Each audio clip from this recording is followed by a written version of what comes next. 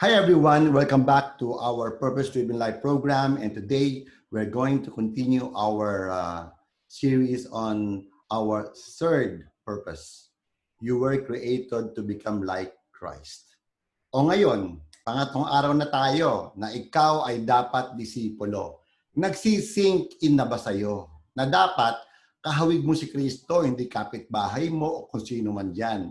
Dapat kahawig ka ni Kristo. And today, we're going to talk about the Word of God, which is the most important thing if you want to be a disciple, mga kapatid. No? Yung, alam mo dapat, uulitin ko po mga kapatid, yung pinanood ko po na si Bruce Lee at si Jackie Chan, mga kapatid, alam niyo po, bago siya natuto, hindi na siya tinuruan ng kanilang master. Meron po siyang libro kung paano sisipa, paano susuntok. The same thing with us, mga kapatid. No? The Word of God is very important in order for us to follow Him deeply. Sabi po sa Matthew 4 verse 4, sabi sa Matthew 4 verse 4, Jesus answered him, the scripture says it's not just bread that keeps people alive. Their lives, sabi dito mga kapatid, their lives depend on what God says. This is the Word of God. This is the scripture. This is the Bible. Mga kapatid, sabi po dito, uulitin ko para may matapusan po kayo. Sabi dito, the scripture says, no? Sabi, sinasabi dito, ito yung salita ng Diyos mismo, and Jesus is the one who's speaking here, mga kapatid. Jesus answered, it is not just bread that keeps people alive. Hindi mo sinabing magbasa ng Biblia.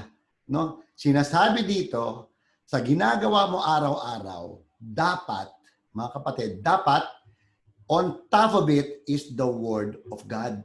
Kaya ginamit po yung salitang depend, mga kapatid. No? Dapat lagi mong tinatanong, ito ba ang gusto ng Diyos sa buhay ko? Anong sinasabi ng Diyos? Anong sinasabi sa Scripture regarding sa pag-aasawa ko, pag-negosyo ko, pagkipagkaibigan ko, lahat, mga kapatid. Bakit?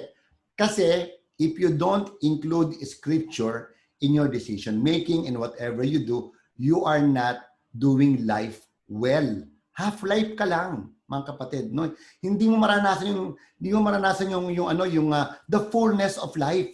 Because sabi dito, ang buhay ay nakukumpleto lamang kapag tayo ay dumedepende sa salita ng Diyos. That's the very reason every time we meet, we reveal the Word of God. We expose the Word of God because we believe that even though nakikita tayo, nagkakasayahan tayo, magkakaibigan tayo, but if there is no Word of God in our meeting, then we are not doing it fully or right, mga kapatid, no?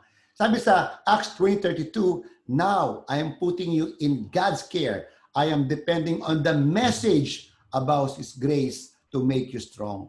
That message is able to give you the blessing that God gives to His holy people. Mga kapatid, ano ba tong message na to? Of course, mga kapatid, obviously naman, this is the Word of God, mga kapatid, no? Sabi dito, I'm putting you in God's care. How? By sharing, in this verse, sharing the Word of God. The message is able to give you what? The blessing, mga kapatid, that God gives to His people, to His holy people. Mga kapatid, yung pagbabasa ng Biblia, hindi po aksaya ng oras yan. Wala akong time magbasa ng Biblia. Wala, tayong ginagawa And you want blessing in your life, and you don't read the Word of God, I think that will not be possible, mga kapatid. We all want blessing in our lives. And here in this particular verse, sinabi dito, the message, the Word of God is very important, mga kapatid, in order for you to receive the blessing you've been waiting for from the Lord. Kaya huwag punta maran pagbabasa ng Biblia, lalo pa gusto maging disipulo. Sabi sa John 17:17, make them ready for your service through your truth, your teaching. Sabi niya, your teaching, mga kapatid, ang linaw po your teaching is truth. Maraming mga tao dyan, nagpupunta ng simbahan, naglilingkod sa simbahan, no? At kung anong ministry pinapasukan, but they don't read the Word of God. If you don't read the Word of God, and you want to be a part of a church, and you want to be a part of a ministry, you're not doing it right.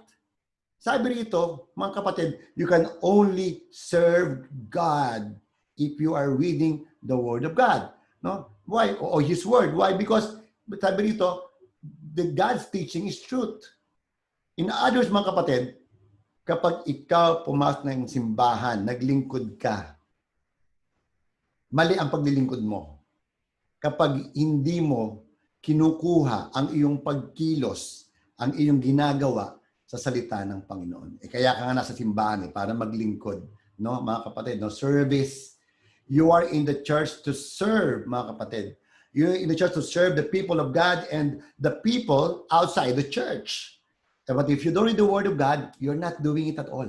Kahit na magpakain ka pa ng 10,000 bata dyan, kahit pa anong gawin mo dyan, na tulungan mo lahat ng taong nangangailangan, but if you are not reading the Word of God, you are not serving God. Maybe you're serving yourself.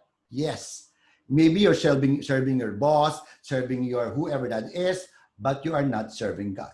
Mga kapatid, I want to be clear on that, mga kapatid, no? Sabi sa 2 Timothy 3 verse 17, using the scriptures, those who serve God will be prepared and will have everything they need to do every good work. Ang lino, mga kapatid, ang halaga ng salita ng Diyos. Sabi, using the scriptures. No, sinasabi, the scripture, the word of God should be the foundation and the root of whatever you want to do. Most especially, sabi ito mga kapatid, most especially, it says here that everything they need to do every good work. Yan, mga kapatid. Ang linaw po, mga kapatid, no? You're not doing any good until you do it according to the Word of God.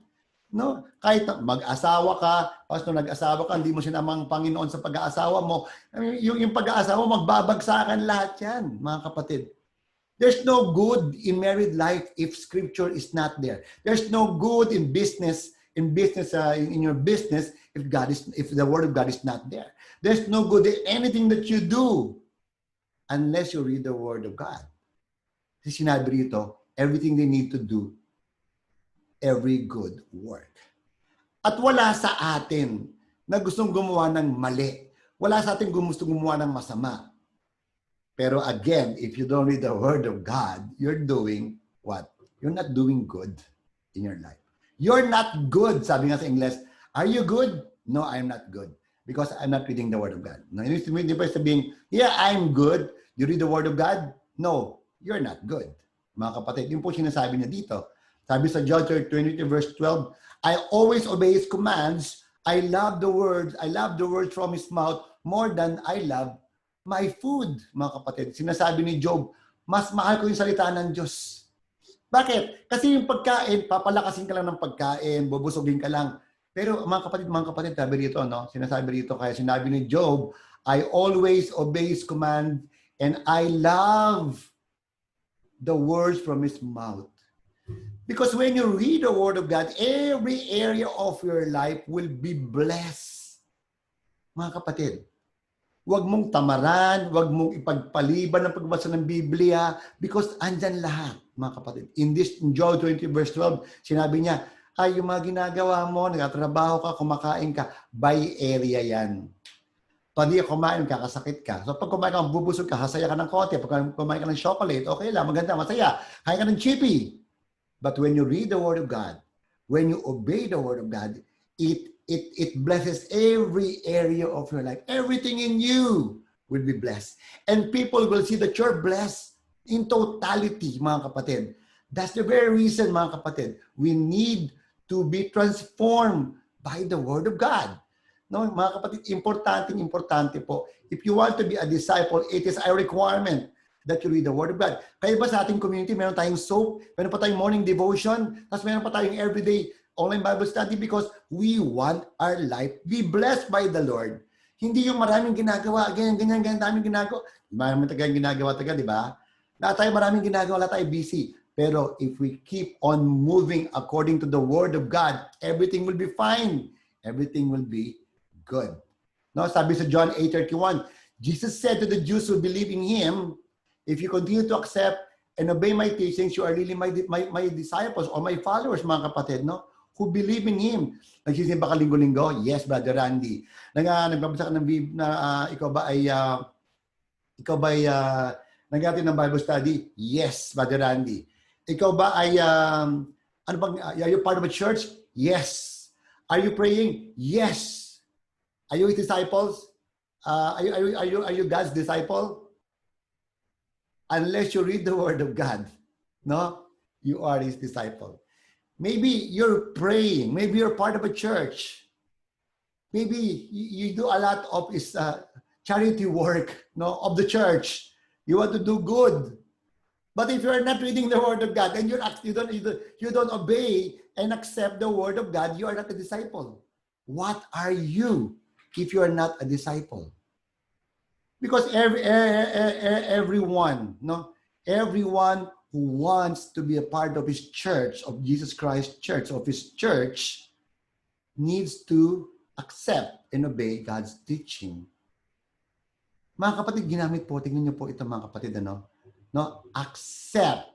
Ibig sabihin, nabasa mo at kailangan life application. Accept, observed, you've read, you observed, now life application. No? Jesus is telling you, do the soap, di ba? Do the soap. It's very important to know that, mga kapatid, no? Now, I want to tell you how to accept God's word deeply. I want to share with you. Simple lang mga kapatid, malamang alam niyo na po ito.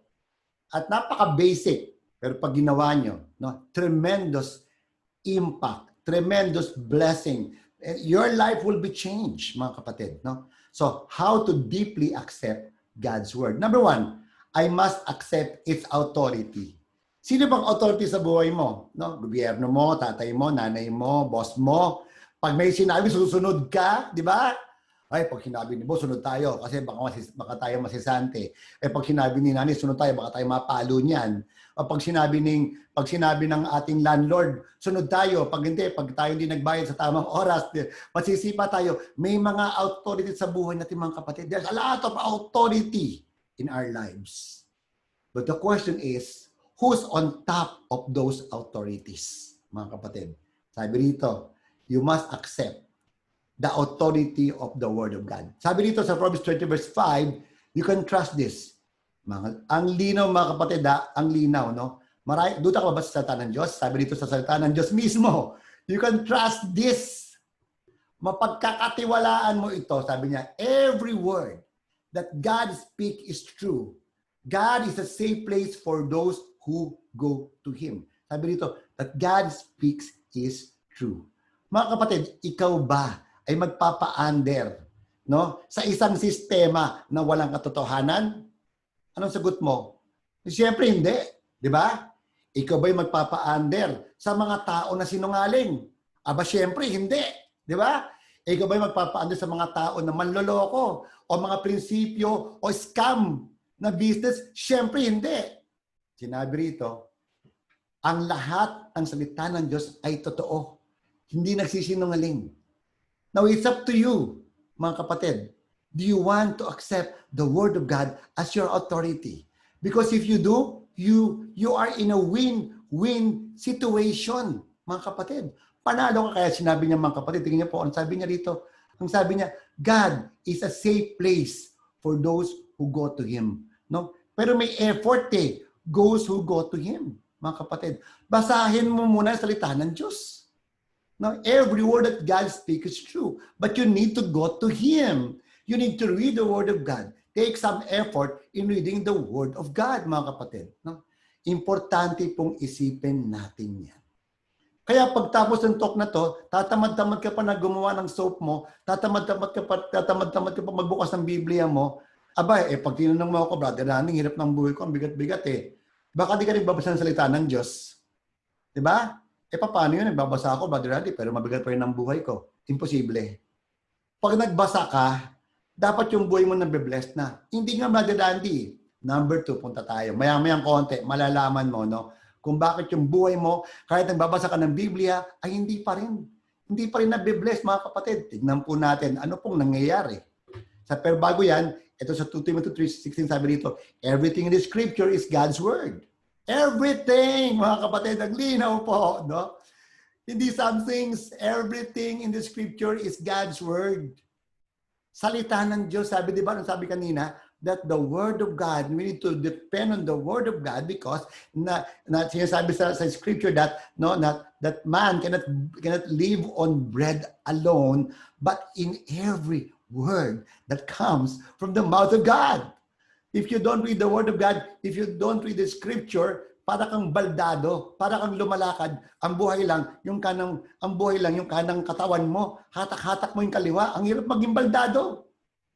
To yung mga tao na nabubuhay na walang salita ang Diyos, baldado sila, half-dead sila, mga kapatid. At sinabi, everything in the Scripture is God's Word. So, God's Word, mga kapatid, give us life. Why? What is life? How can you say that you have life? Sabi ito, mga kapatid, all of it is useful for teaching, helping, correcting, and showing how to live. Yan po ang buhay, mga kapatid. Pag nagkamali ka, tuturuan ka. Sarap mabuhay. Pag nagkamali kami, tutulong sa iyo. Ang sarap mabuhay. Kapag nagkamali kami, magtuturo sa iyo, kukorek ka, ang sarap mabuhay. At kung ikaw ay nabubuhay, tinuturo pa sa iyo kung paano ko mabuhay muli, ang sarap mabuhay. At ito ang sabi sa 2 Timothy 3 verse 16. Sabi dito, mga kapatid, everything in Scripture, will teach you, everything, the Scripture will teach you, will help you, will correct you, and will show you how to live. So you really need to read the Word of God, mga kapatid. Napaka-importante po. Huwag ipagpapaliban na sa isang araw. Kaya nagtayo kami ng morning devotion. Kasi may mga members kami hindi maka-attend sa gabi. Yung mas maganda yung online Bible study kasi kompleto ron, di ba? Pero ano ba naman yung morning devotion, 10 minutes lang, join us every day sa Facebook room. Nang sa ganun, kahit paano, madiligan ka naman sa salita ng Diyos. Lumago ka buong araw. At kung may oras ka pa sa gabi, mag-attend ka ng online Bible study. Di ba? Yan sinasabi namin yan. We're not reading the Word of God because we just want to be blessed. No, He will correct us. And if God would like to correct us, we need to accept the correction of God, mga kapatid. Number 2, I must deeply understand its truth. Ayan, mga kapatid. Hindi lang yung, hatin tayo ng online Bible study, ang ganda ng teaching ni Brother Randy. Ang ganda! Talaga? Oo. Nagbasa ka ng Bible, ang ganda ng binasa kong Bible. Talaga? Oo. Okay, pero mga kapatid, hindi kompleto yun. That's not deep. So how will you know if you are deeply rooted in the Word or you want to understand deeply the Word of God? Sabi sa Luke 8:18. So think carefully about what you are hearing. The people who have some understanding will receive more, but those who do not have understanding will lose even what they think they have. Mga kapatid, sabi dito, so think carefully about what you are hearing. Di ba? Kaya sinasabi ko sa mga listener ko, mga kapatid, nakikinig ba kayo ng video ko? Oo, brother Randy, ang ganda ng video mo. Na-bless kami.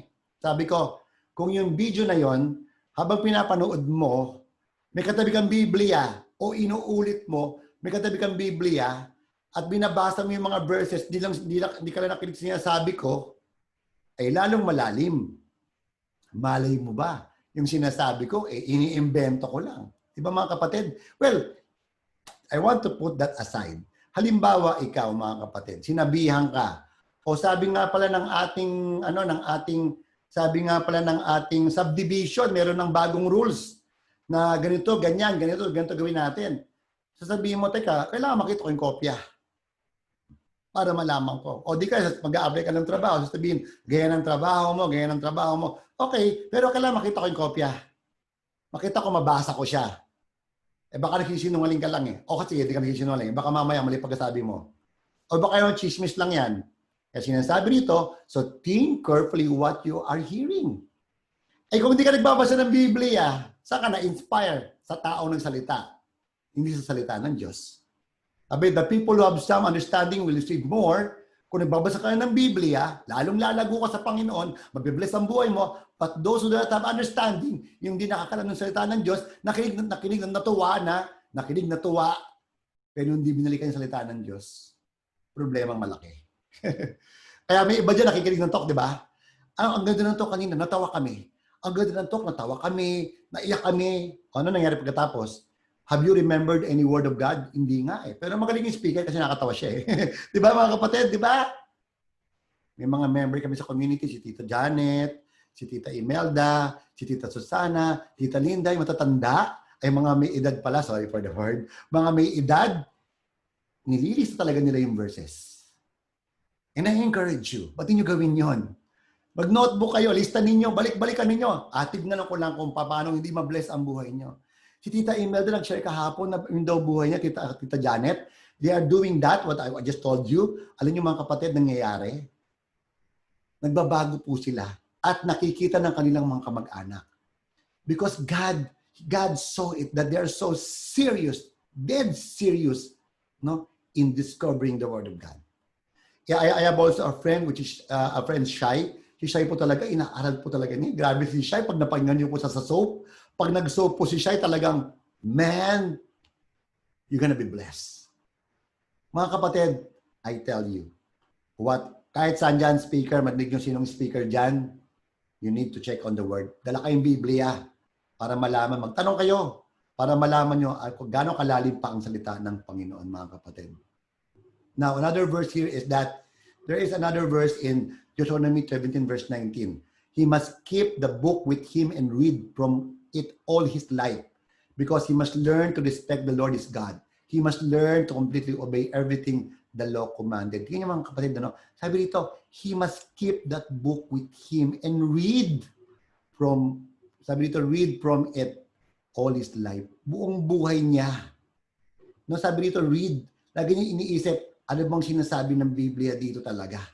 Ano bang sinasabi ng Biblia dito? Sabi ko si Brother Randy, I want to have a Bible study with Brother Randy. Whoever that is, I want to have a Bible study to those people who know the Word because I want to live it all my life. I want to read the Word of God and I want to live my life. I want to have this application. No? Nagbasa ka na, soap, scripture, nag-observe ka. I want to live it out. Application. Sabi ito, because he must learn to respect the Lord, his God. Mga kapatid, kung hindi nyo susundin, ang salita ng Diyos, binabastos nyo siya. Sinasabi sa kanya, itong salitang to, di naman totoo eh. Kunyari ka pa, hindi mahal ko ang Panginoon. Do you read the Word of God? Wala akong time eh. Ay, hindi mo siya mahal. Kung mahal mo ang Diyos, binabasa mo ang kanyang salita. Di ba yung mga OFW, no? Binabasa lagi yung love letter para maalala ang pagmamahal. The same thing with us. If you love the Lord, you must read the Word of God, apply the Word of God, because that will show God that you respect Him. I mean, you must learn to completely obey everything the law commands. Bakit completely obey everything the law commands? Because nga, this is your life. God made you and God made the Bible for your life. Mga kapatid, for your life. Hindi lang para basahin na parang nobina or nobela or whatever that is. Hindi mga kapatid. Buhay po ito. At dapat po sinasabuhay ang salita ng buhay, mga kapatid. Dapat sinasalita ang salita ng buhay. Sabi sa James 1:25, but when you look into God's perfect law that sets people free, pay attention to it, mga kapatid. No? Sabi dito that sets people free, pay attention to it. If you do what it says, you will have ang linaw, mga kapatid. You will have, sabi dito, you will have God's blessing, mga kapatid. Ang linaw-linaw po. Di ba yan ang gusto mong laging nababasa? Di ba pray over naman, gusto ko ma-bless. Gusto ko ma-bless sa buong buhay ko. Pero anong sabi dito, mga kapatid? If you do what it says. Not if. Mayroon pong if dito, mga kapatid. Ano ibig sabihin? Conditionally. Oo, ang blessing hindi lang pinipray over Brother Randy para ma-bless ako. Ay, makinig tayo ng talk para ma-bless tayo. Hindi eh. Anong sinabi? No, if you pay attention to it, hear it, then read it, pay attention to it. And then pagkatapos ano mangyayari? If you do what it says. This is the key to blessing, mga kapatid. Do what it says. The key to blessing. Yan ang susi para maglabasan lahat ng blessing ng Panginoon sa buhay mo. Kaya sinabi niya, He gave us a warning. Never just listen to His teaching and forget what you've just read. Sinabi niya, mga kapatid, never. Walang benefit. Sayang lang binasa mo. Di ka rin sumunod. Hindi ka sumunod sa nadinig mo, sayang, nag-aksaya ka pa ng oras. Pero pag sinunod mo ang binasa mo, wow, blessing, jackpot ka doon mga kapatid. Blessing, kaya maraming tao dyan, parang ang bigat-bigat ng buhay, kahit anong gawin sa buhay nila, because they don't read the Word of God. They don't read the Word of God. Sabi sa Colossians 1 verse 16, let the teaching of Christ live inside you. Application, reflection. Use all wisdom to teach and counsel each other. Sing psalms and spiritual songs with thankfulness in your heart, mga kapatid. Sabi dito, ang linaw mga kapatid, let the teaching of Christ live inside you richly. At bakit kailangan richly? Nang sa ganun mga kapatid, mag-overflow yan. Sabi, use all wisdom to teach. No, pag nag-overflow ang salita ng Diyos, nakakapagturo ka na, practical or through action mga kapatid. No? Kaya may mga tao na ang sarap kasama because these people, they have the Word of God. You can see in them in their action. And when they talk to you, you can hear psalms and hymns and spiritual songs and thanksgiving. Sabi ito mga kapatid, no? And counsel each other. Sabi dito, magbasa tayo ng Biblia. That's the reason we keep on meeting together. Because we want to read the Word of God. We want to be filled by the Word of God. And we want to teach one another. You go in your group, please, mga kapatid, join our group. Join our online Bible study. We have groupings there. Kaya yung mga may groups dyan, no? Kayo, alam nyo na, di ba, nakikinig sa akin, mga members ko. Sa grupo nyo, magturuan kayo, mag-counsel kayo bawat isa. Bakit? Because the Word of God has already overflowing. It's already overflowing, mga kapatid. Magkantahan kayo, magpasalamat kayo because you can feel the Word of God. Lately ng mga kapatid, nahinig ko po yung mga sharing ng mga leaders namin na yung mga members namin nagbabago po talaga. Tremendous change. And they keep on thanking God. Because they're doing Colossians 3 verse 16. When they meet together in groups, they share the Word of God. They feast on the Word of God. And they thank God with all their hearts. That's how you're gonna be blessed, mga kapatid. Kaya ulitin ko, nagtayo kami ng mga bagong program, especially yung aming morning devotion. Join us every 9 a.m. mga kapatid, aming morning devotion. Number 3, I must apply its principles. Yan, hahamunin ka ng mga kapatid. No? Narinig mo, naintindihan mo ng malalim, ay sa buhay na natin. Sabi, if someone listens to God's word but doesn't do what it says, is like a person who looks at his face on the mirror. Wala ka nang ginawa. Wala kang ginawa. Sayang naman. Nag-attend ng Bible, no? Nag-attend ng Bible study, nag-attend ng book study, nag-attend ng morning devotion, di naman ginagawa. Kaya nakatunganga. Nakanganga. Nganga ka naman, nganga lang. Nganga lang kaya mong gawin. Na sinabi na nga ng Diyos, mabibless na kita pag ginawa mo, nakanganga ka pa dyan. Pag ginagawa mo dyan. Di ba? Oy, Lunes na. Oy, Linggo. Tagal, di ba? Gawin mo na.